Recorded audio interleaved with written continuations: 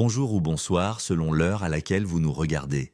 Je suis votre chroniqueur audio et animateur de podcast à l'ODJ Média et aujourd'hui, je vous lis fidèlement une chronique signée Marwan Bouchiki, intitulée Le Sahara marocain, la consécration d'une victoire diplomatique historique, qu'on écoutera ensemble dans ce podcast. L'auteur commence son article ainsi. La récente résolution 2797 du Conseil de sécurité des Nations Unies consacre le plan d'autonomie marocain comme l'unique solution réaliste au conflit, marquant un tournant décisif et un revers cinglant pour la diplomatie algérienne. L'histoire contemporaine de la question du Sahara marocain vient de connaître un tournant décisif. Par l'adoption de la résolution 2797, le Conseil de sécurité des Nations Unies a officiellement érigé le plan d'autonomie sous souveraineté marocaine en seule solution réaliste et durable au conflit. Ce texte, bien plus qu'une formalité administrative, sonne le glas d'une longue ère d'ambiguïté diplomatique et ouvre une nouvelle phase où la crédibilité du projet porté par notre royaume est désormais actée par la communauté internationale. Ce profond changement de paradigme n'est pas le fruit du hasard. Il couronne une bataille diplomatique de longue haleine menée par le Maroc avec constance et réalisme, tandis que l'Algérie s'enlisait dans un discours daté, incapable de s'adapter aux nouvelles réalités géopolitiques.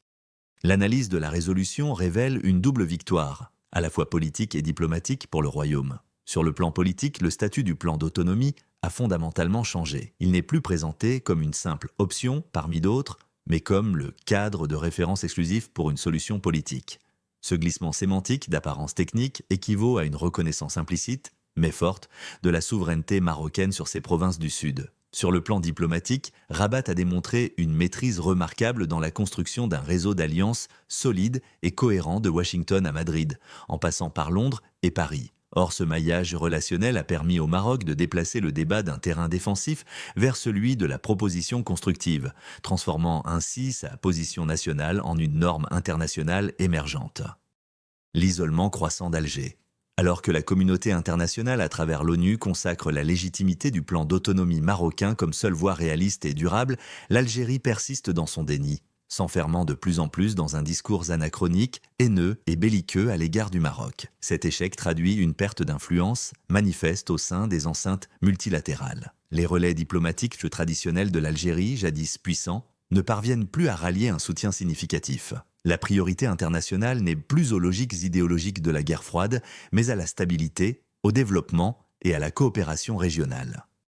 La situation humanitaire préoccupante dans les camps de Tindouf, couplée à l'opacité entourant la gestion des populations séquestrées et appauvries, a également discrédité le discours officiel algérien. Il devient difficile de prétendre défendre les droits d'un peuple tout en tolérant la privation de ses libertés fondamentales. Aujourd'hui, l'Algérie est face à un constat amer. La communauté internationale ne perçoit plus le Front Polisario comme un acteur crédible, mais comme l'instrument d'un agenda géopolitique dépassé. D'autant plus il serait également possible d'aller plus loin, en envisageant que ce front de mercenaires soit reconnu comme une organisation terroriste. Si le projet de loi présenté au Congrès américain aboutissait, cela constituerait un coup dur voire fatal tant pour Alger que pour le Polisario. La fin d'un cycle et l'émergence d'un nouveau modèle. La résolution 2797 n'est donc pas une fin en soi, mais le point de départ d'une nouvelle dynamique. Le Maroc ne défend plus seulement sa cause, il impose désormais sa vision. Par son approche réaliste, son ancrage africain renouvelé et sa diplomatie du développement, le Royaume a su transformer une question territoriale en un projet de gouvernance régionale. Face à cette évolution, la diplomatie algérienne paie le prix de son immobilisme et de son refus du réel. En s'accrochant à un discours de division et de nostalgie idéologique, elle s'est marginalisée dans un monde qui parle désormais le langage du pragmatisme et du partenariat. Le défi à venir pour le Maroc sera de traduire cette reconnaissance diplomatique en réalité institutionnelle et développementale, faisant du Sahara marocain un modèle vivant d'unité nationale et de prospérité partagée. Merci de votre attention. Rendez-vous très bientôt pour une nouvelle chronique, ici même, sur l'ODJ Média.